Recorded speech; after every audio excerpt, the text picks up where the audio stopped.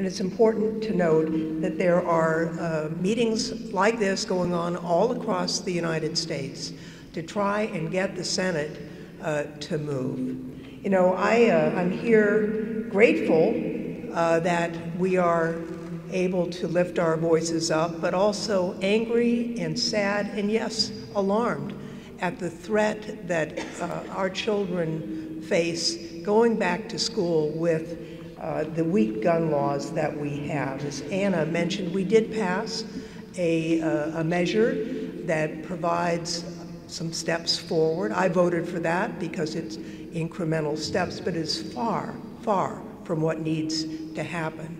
You know, sometimes people who oppose sensible gun regulations say, well, it's just a mental health problem. Well, there's a lot of money in what we passed for mental health. That's a good thing. But, you know, it's worth noting that the United States is not the only place in the world that has mental health issues, but we're the only country that has repeated mass slaughters. So obviously, there's something wrong here, and it's about access to guns. It's worth noting that Americans are 25 times more likely to be murdered by a gun than people in other developed nations.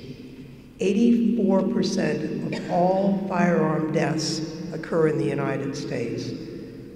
91% of all children aged 0 to 14 who were killed by firearms were U.S. children. 92% of kids aged 15 to 24 who were killed by firearms were U.S. youth. Now, we only make up 4% of the world's population, but we've got 35% of global firearm suicides. So something needs to be done.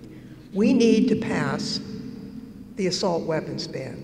You know, I'm mindful that our neighbors in Gilroy who suffered a mass shooting a few years ago, we had a ban here in California, and that murderer he simply went to Nevada and picked up his assault weapon. So we need a nationwide answer, and as Anna mentioned, we do have an election coming up shortly, and it's a time when people who are elected in the House and Senate need to listen up to their constituents.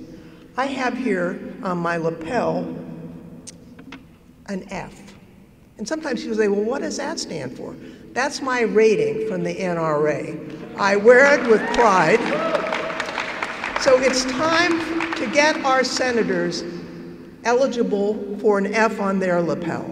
And Anna is right. This is not a partisan issue in the country, but it has become a partisan issue in the Congress. So let's turn that around with our voices so that the parents and grandparents of this country can stop worrying every single day as their kids go off to school about whether they will be slaughtered with an assault weapon that day. Thank you very much, Anna.